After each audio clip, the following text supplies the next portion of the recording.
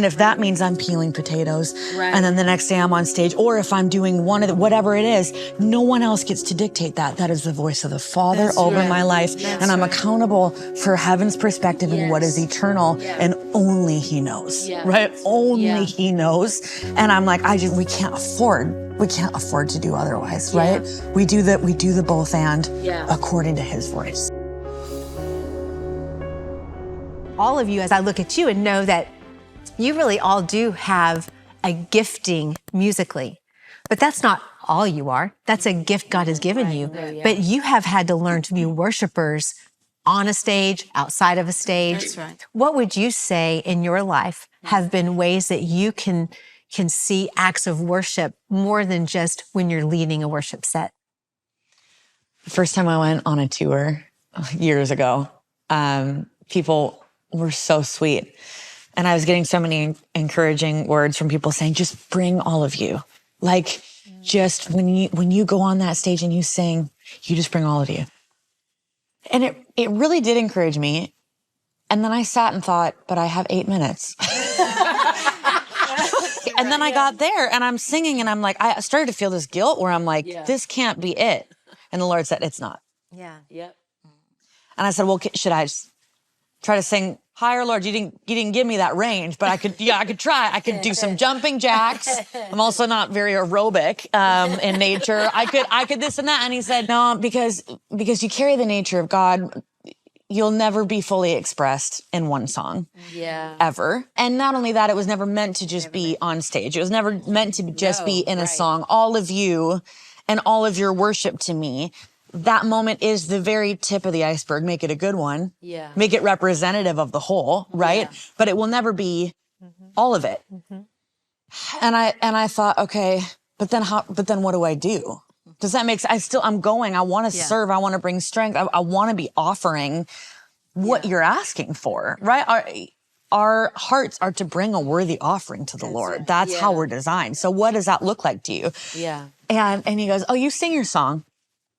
You bring all of you bring your heart, you do it with excellence and with passion and with the raw authenticity of who you are in that 8 minutes. And then when you get off that stage, when you're in catering and there's a bunch of trash on the table because we haven't brought our dishes over yet, you pick it up and you throw it away. And then you find somebody on the catering staff and you say, hey, thank you so much. And then you tell them your favorite part of the meal. And then you look for opportunities to give away, to serve the other people that you're up there leading with. You look for opportunities right and left where it's going to be unseen. It's going to be unnoticed. Yeah. Look for those. That's the offering that I want. Right. That's how you bring all of you. Yeah. Right? Because all of us, by nature of what that is, it can't be about visibility. It should never be about visibility. When you think about it, Jesus lived 30 years of His life in quietness, in hiding, as a carpenter, working, growing in favor with God and with man, very hidden, very concealed, vast majority of his life. And the Lord saying, look, there's a great precedent for you not having all of you being expressed in 8 minutes. In fact, I would rather that happen and be expressed everywhere else, you know? And so to start to count it all, right? He counts it all as worship. Do I? Am I waiting for my moment, my platform, my microphone, my opportunity, my leadership, my being seen? I feel like there's worshipers where we've narrowed ourselves into like, well, just give me that opportunity. Just give me, if I get signed to a label, if I get that spot in my church, if I get my moment to unleash my prophetic, no. We don't need to wait for it. We are in communion with God. I am His hands and feet, and I can find plenty of places, seen or unseen. Make it unseen when you can. You know, make it actually lean into those intentionally. And it's like I am not at the mercy of waiting for my moment. In fact, don't wait for your moment. Do it here and now. Especially if you take a moment to understand that every time, you know, maybe there's a congregation or whatever, that the room is made up of people who have just gotten that cancer diagnosis, who have just gone through the divorce, who have just lost the child, whatever that is. And they are saying, worship, it's the worthship. He is worthy. And everything should be to draw attention to the worthiness of God. That's right. Because it's in understanding his worth that all of life's, the hard things of life can find a place to land because he is worthy. And anything that takes the attention off of his worthiness onto us it's filthy rags. It's nothing. It means nothing. It has no value. I think acts of worship in the unseen sounds really mystical. I think it's just kind of like, where is there a practical need, right? Being aware, maybe the chairs need to be put away, or our floors need to be swept, or I know that this person needs a ride. It may or may not be seen. I think the point isn't to magnify it, but to do it out of service, to do it to look like Jesus and to do it unto him. I don't think it even matters if it's, super visible or unseen or whatever. It's the posture of our heart to serve and to look like Jesus and to bring him an offering of humility. And I think the possibilities are really endless. And worship really is Romans 12:1, our lives laid down. My husband he says, worship is the sound our life makes. 5 years ago now, God called my husband and I to plant a church. And so we never saw like church planting in our, or being senior pastors or pioneering something in that way. Yeah. And going from, leading worship on maybe a big stage or being on staff at a mega church or whatever, to going to like, hey, we have a beautiful congregation of 200 people. And you know what? There are a lot of weeks where I'm the one cleaning the bathroom. Yeah, right. You know what? And I'm not too good to go in there and clean the bathroom. Yes. If worship is only left for the ones holding a microphone or an instrument on a platform, my goodness, that's like a minute percentage of the population, right? Yeah. No. Yes, we know in Psalms, it's psalms and hymns and singing and making a joyful noise. So music is a big part of that, yes. But it is laying our lives down. That is true worship. And so many times in our life, as we walk with the Lord and as he calls us into new seasons, like we have lots of opportunities to worship him in different ways. We have a 14-year-old son who's on the autism spectrum, and like he is pretty high functioning, but there's a lot of challenges there. Mm-hmm. And I mean, the way the Lord has grown our family and even our older children, and like just the grace that they have for him and how they serve him, and how, it's there. If we will open our eyes to see the opportunities all around us to serve and to worship the Lord, because I do believe everything that we do can be done unto the Lord. Yes.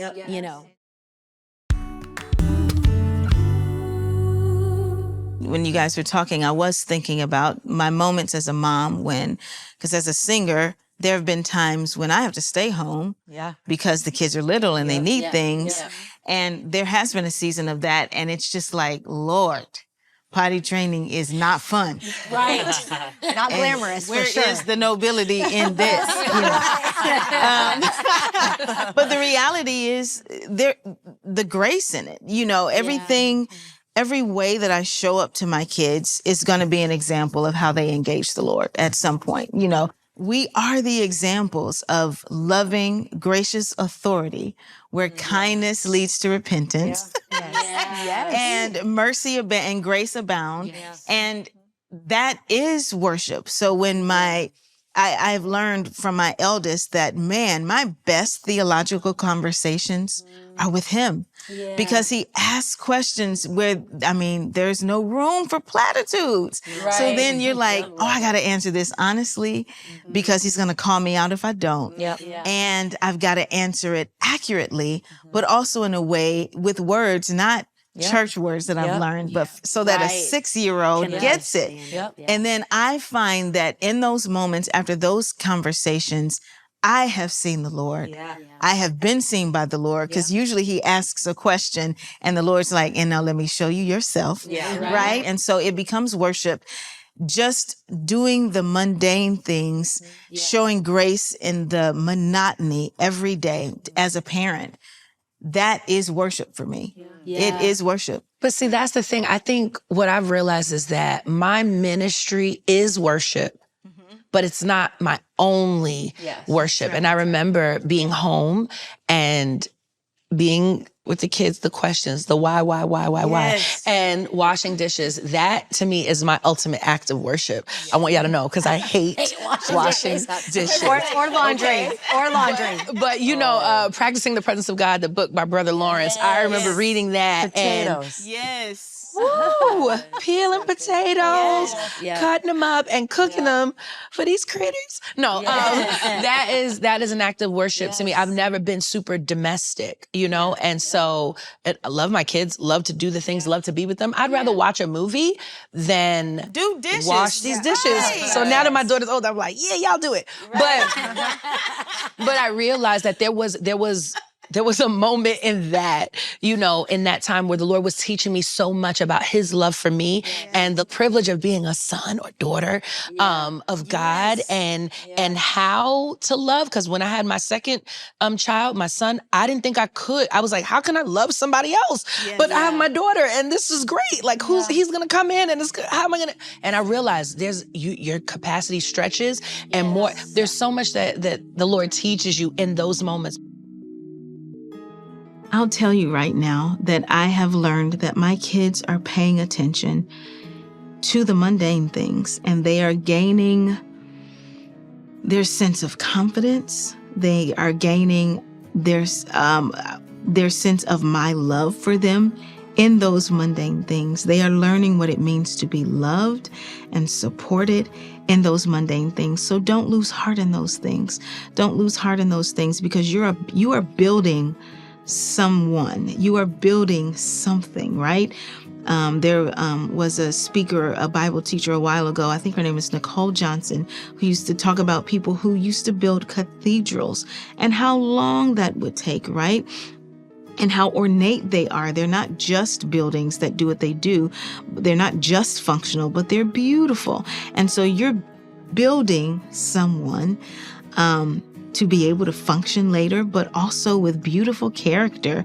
You're implanting the character of God that you've learned about into your young people, into your children. And so be encouraged in that, because every brick that you lay is important.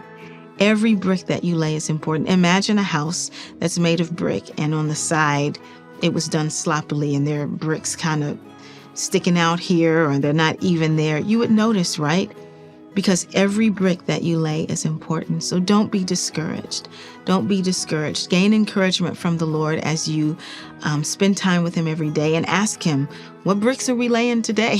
You know, so that you know and remember that you're partnering with the Lord in the building, and it's going to yield much. But I've also realized, like, even in ministry, right? I think about the woman with the alabaster box, right? And she poured, and then it says, they didn't even say her name, but it said that the world will be talking about it forever. And I think sometimes we villainize platform moments, right? Because we're like, it's not all that. And we understand like that is just a small percentile. But we recognize when we come out and we do acts for people that are struggling and going through, that's a platform moment. And people will talk about that for a long time. It's supposed to be that way. But then there are these other moments, these secret moments, those types of moments that heaven is talking about forever. And it's those moments I'm like, Lord, I want to balance both of these, because it's hard when you do have a platform. That's right. You do have these moments to even feel like what you were saying, Kalley, like, man, this 8 minutes, is the 8 minutes even worth it? You know what I mean? And I found the Lord, right? And yes, right? Because sometimes I've found a lot of people in ministry get so disillusioned by that because they feel like, well, now it's not even worth it. And I feel like the Lord's saying, hey, I put you here, and then I taught you that this was still valuable.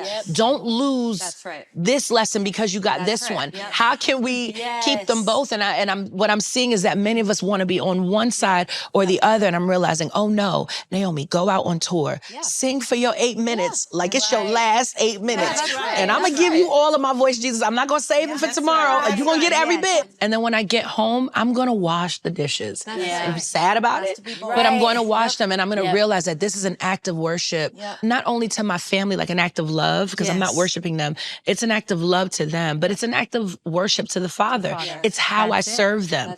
Me serving them, and my husband not being sad, is an act of worship to the Father. And it's living in the dichotomy of that, in the tension of both of them, so that when I'm on a platform or because some people, I know people that go out on the train, I'm from New York City, go into the train stations and they're preaching and they're doing, street team evangelism. Like when you're doing that, do that to the glory of God. That's an act of worship. But when you are at home, turn the channel.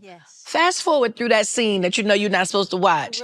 That's an act of worship. How we live our lives is actually it. And I don't want to go to, like, on the platform, like we're not living anymore. I love the story in the Bible about the widow's mite. This is a woman who has really nothing, a very poor woman who had nothing to give, and amongst extravagantly wealthy people who could easily give what she gave and more. But what made her sacrifice so great is that she gave everything. And I think of that in terms of worship and obedience. When God is asking for us out of our acts of worship, sometimes what he asks of us are things that people don't necessarily see. He asks us for obedience. He asks us to do the thing that might be really hard because it will require a lot of us with no recognition. And I think sometimes that's really where the rubber meets the road in our Christian life, is to say, am I here for me? I need a bigger platform. I need to be seen. Or is it really truly from that moment that I accepted your love for salvation to wherever I am in my walk, it's always been about bringing glory to you. And that means saying yes to whatever you ask me to do. In Psalm, I think 19, it says, may the words of my mouth and the meditations of my heart be pleasing to you. See, when I talk about the meditations of our heart, that means these are going to be the things that we think about, and the words of my mouth, the things that I say. Am I willing to think about and say and do the things that are pleasing to him, even if no one ever knows that I do them? That to me is really true worship. It's easy to choose, isn't it? It's always, my husband's always like, it's always easier to be like, let's go here for dinner and have one person win. If you both try to decide together what sounds good, you don't eat. You know what I'm saying? But there are things that do need to be both. And you have to find the balance of both. And I think for me, it really is like, okay, what's his voice asking me to do today? Because there's times when I can run and find escape in the very thing that he another day is calling me to do. And there's both ways, right? And so it has to be by his voice. And I think, I don't know, I mean, for me, there's ultimately at the end of my days, I'm accountable to what did you ask me to do?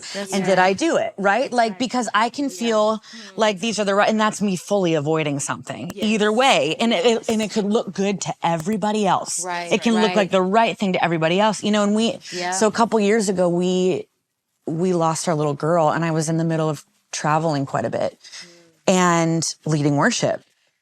I mean, that's a lot to think through, right? Because if I knew I was going to have 2 years with her, you don't ever leave. You sit and you stare at her, right? And first of all, that wouldn't be living.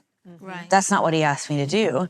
But you really got to grapple with that. And the saving grace to that, the saving grace is I had to ask him, did I make a mistake? Did I miss it? Was that self-indulgent? Like being away, all that. And the Lord saying, it could have been, but I asked you. Because of that, your little girl sees from a heavenly perspective and says, that was wisdom. That was good. That was for what we're doing. And I'm like, oh man. So the point isn't to only be at home, to only be doing this, to only be on the stage. The point is, what does heaven, what is it looking at? And what is it saying there? You go and you do it this way. We can't afford to spend our lives doing anything else. And if that means I'm peeling potatoes and then the next day I'm on stage, or if I'm doing whatever it is, no one else gets to dictate that. That is the voice of the Father over my life. And I'm accountable for heaven's perspective and what is eternal. And only he knows, right? Only he knows. And I'm like, we can't afford we can't afford to do otherwise, right? We do the both and according to his voice. I want you to know the 2 years that you spent traveling while Olive was with us gave us an awareness of you and your ministry, but it also, her life and her death was ministry to the world. Your faith, how you stood flat-footed, the union between you and your husband, the church. I'm telling you, sometimes we can't add it up and put it all together, but I'm telling you right now that her life was ministry to us. And I'm not saying that that's the end, you know what I'm saying? We always have to tell ourselves, this is not everything, this is not everything. But I want you to know, if it means anything to you, for me, for my community, we watched and we prayed and we were blessed and we were believing for things we never believed before. That's right. That's right. It was, I want you to know, it reached beyond. And so I always felt like Olive's life was a testimony of Jesus Christ, a testimony of his love, of his kindness, and it gave hope to many others that are dealing with this stuff every single day, that we don't see people on our platforms lose anything. And we have to learn how to grapple with loss. And so I'm saying thank you. I'm saying thank you. And not even just in what led up to the time of death, but how you've walked it out since. All of that has ministered to the body of Christ. Seeing how your family has endured loss. And continued calling him good and calling him faithful. The treasure that you just gave us, where it's about what he asks you to do. That treasure was not so easily found. That cost you a lot. And so I was going to say thank you for finding that treasure and bringing it back to this place so that we might know that in community with you. Thank you. And without faith, it is impossible to please God.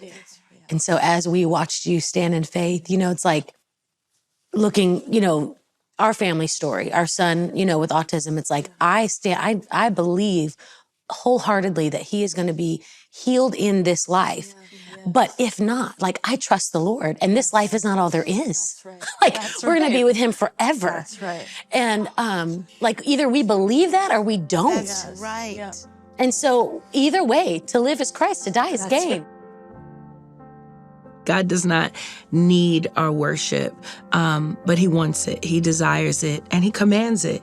And so we are to worship, not because of his need, but because of our need. It is, it's almost like saying, does a chair need to be sat in to be a chair? It's like, yes. And while it is a chair as it sits there, it's not serving its purpose if it's not allowing someone to sit in it. And you can use it as a ladder, a step stool, whatever you want to do, but it's not serving its actual, real, true purpose if no one is sitting in it. And so for us, we are created and have been created to give glory to our Creator.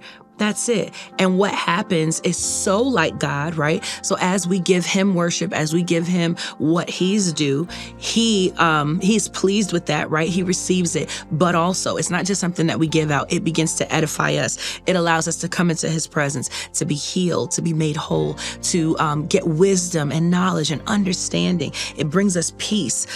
There's just so much there. And I could literally go on for hours talking about the benefits of the Holy Spirit. And that's the thing with God. Anytime we offer him something, he's always got a kickback for us. There's always a benefit for us believers. And I think that it's imperative that we just learn to obey because he's never asking us for something that is going to ultimately end in our demise.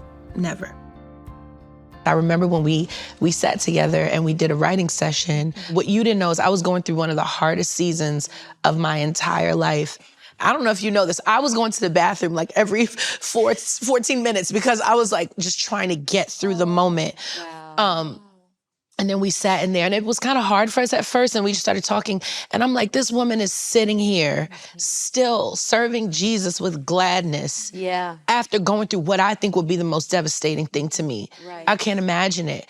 And I watched your strength, and I watched your humility and your vulnerability even in it, because I'm like, well, if I went through that, I'd probably be acting like, I'm fine, it's good, you know? And you were just so vulnerable and open, and to me, that was an act of worship. This is me. This is who I really am.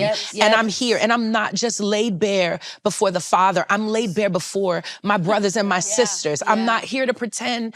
I'm just coming as I am, and I'm gonna give him my songwriting gift, and I wanna write something that's gonna bless somebody else. I'm gonna give him something that costs me something. And I literally found strength in that moment. I talk about you all the time to my friends. I'm like, this woman, I couldn't even believe it. But again, it's these broken moments. It's that woman with the perfume pouring out what was expensive and costly that she would never get back.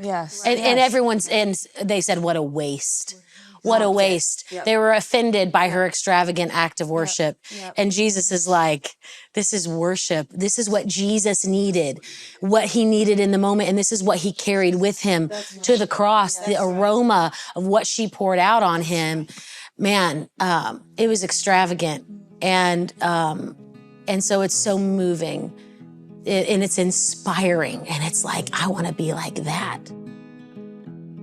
We can know as believers that no act of worship that we bring to the Lord is a waste.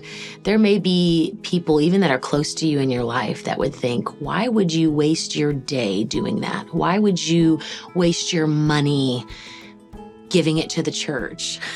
Why would you waste your gift by bringing it to the church? You're not even getting paid to do that. No, you can know that no act of worship is unseen by God. He sees every bit of worship. The scripture says he sees every tear. Did you know he collects every tear? I know oftentimes my tears have been worship unto him. And he sees it all. And, you know, there are times, I believe that oftentimes the seeds of worship that we plant, they really do grow a harvest in our life. And sometimes we don't even, we may forget that act of worship or that thing that we did is unto the Lord. And it was a sacrifice for us. But God doesn't forget. And he sees it all. And it's beautiful to him. I think about this woman who broke everything in the times of just absolute frailty. Like I can't, hardly function in a lot of it. The Lord told me, hey, you despise your brokenness, but there's no oil. Like, you don't want to be broken. You want the vessel broken. You are the vessel. So you can despise your brokenness and work to try to pull it together. But your brokenness, I don't despise that. I don't you're shattered. You today, even in the pain, even in the you deciding to be near and wake up for another one. I don't despise that brokenness, that jar. There was no pulling that back together. Now, does that mean he doesn't want me whole? Absolutely not. Does that mean that I'm always out on the ground that way? No, but there was something where he's like, look, we all like the idea of brokenness, but nobody wants to be broken. Right. And just say, he's like, I can work with it. All of it counts. It all can be unto him. And I just had no idea, because we love the ones that feel good and that present well and that look like the thing, but he just, that posture of the heart is what he's a broken and contrite spirit. He does not despise. And I knew it, but I didn't know it. And then in these moments where it's like, I can't even pull it together, him saying, I've always asked for this.